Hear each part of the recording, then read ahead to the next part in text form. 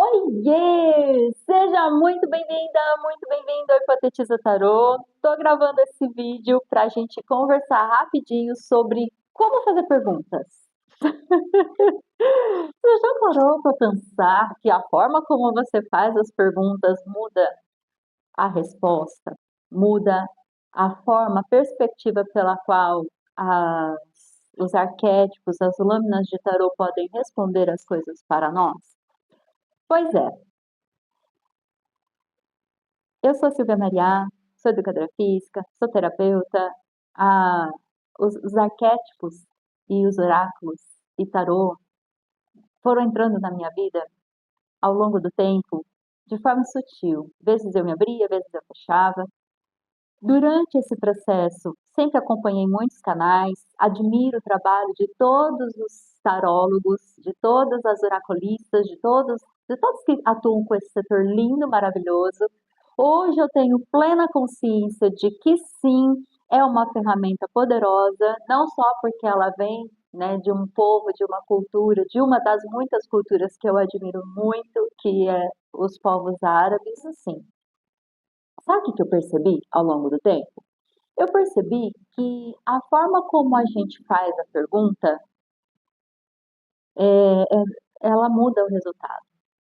Então vamos lá, vou colocar uma situação bem real aqui. Vamos supor que você está saturado, cansado, estressado de um local de trabalho e não tem coragem de conversar com a chefia, com a gerência, com quem comanda ali seu setor.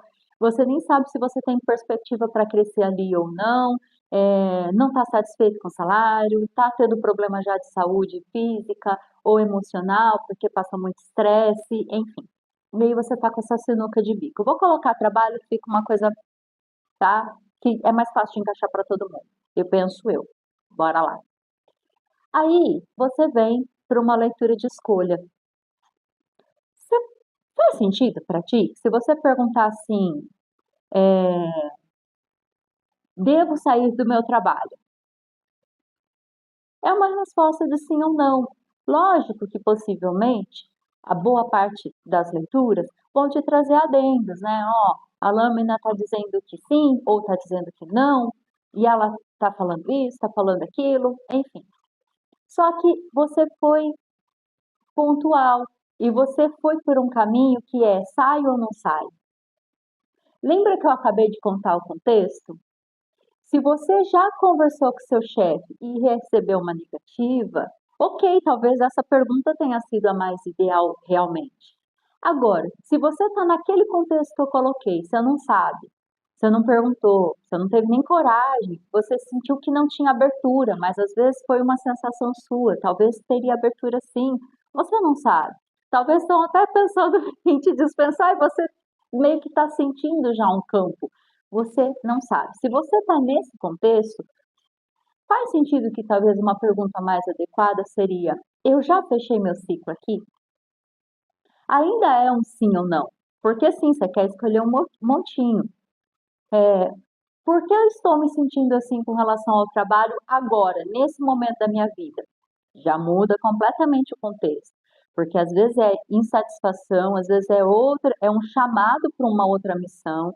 Talvez você está começando a ser preparado para uma troca de rota, não que necessariamente seja nesse momento, porque a gente, às vezes a gente tem outra coisa também. Às vezes a gente vem para uma leitura de tarô e aí sim, nós aqui do outro lado, a gente fala, ah, essa leitura é para Sol, Lua, Ascendente, Vênus e Júpiter, tá.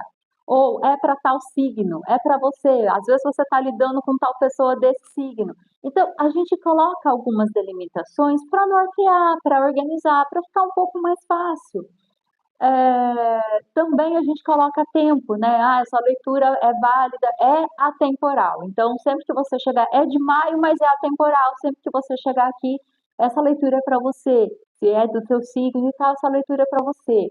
E aí, a contar do momento que você está nessa leitura, você conta X tempo. Alguns é mais, alguns é menos. Inclusive, alguns de nós costumamos dizer, ó, essa energia, ela é válida de X tempo a X tempo, pode variar um pouco para mais, um pouco para menos, dependendo do momento de vida que você está. Esse é um ponto. Aí tem um outro ponto que é, às vezes depende, ó, dependendo do que sai nas lâminas, a energia está disponível, desde que você faça um determinado movimento. E aí, se você não faz, como é que fica? A energia não vai para você, criatura. Então, quando a gente vem para escolha seu montinho, quando a gente vem para as perguntas, é muito importante silenciar. Se até para fazer a pergunta você está com dificuldade, você está assim, mas eu não sei, eu já quitei meu ciclo aqui, eu devo continuar?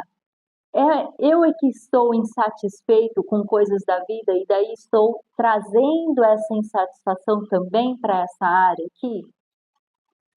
Eu realmente estou com um chamado interno? Esse chamado é meu? É do meu eu superior? Da onde vem? Então, é muito interessante, é muito importante, pertinente que a gente venha se olhar. E eu lido muito com pessoas com traumas e retraumas. São situações, pessoas com circunstâncias muito pesadas. Eu venho há anos trabalhando isso aqui no presencial e comecei nos últimos 2 anos no online, mas ainda testando, porque eu não gostava disso daqui. Eu gosto de olhar, eu gosto de sentir a pessoa, eu gosto de estar presencial com a pessoa. Isso foi um negócio que me demandou toda uma arquitetura de crenças para ser quebrada. Mas a gente não está aqui para falar disso hoje, tá? Hoje a gente está aqui para falar sobre como que muitas vezes o seu momento, o seu arcabouço de crenças dentro da sua psique, o seu ego, porque o ego, ele é importante, na dose adequada ele é salutar, necessário, é sobrevivência, porque é ele que vai fazer a gente, não, vai só até aqui, né? E quando a gente não tem isso construído, muito pelo contrário, a gente está em circunstâncias e relações que, além de machucar, destroem a nossa essência, porque é muito isso que acontece, o processo é mais profundo para se resgatar. E aí, por que que eu fiz todo esse contexto? Por que que eu trouxe todo esse cenário? Porque muitas vezes, até para fazer uma pergunta, a gente está sem bagagem para fazê-la.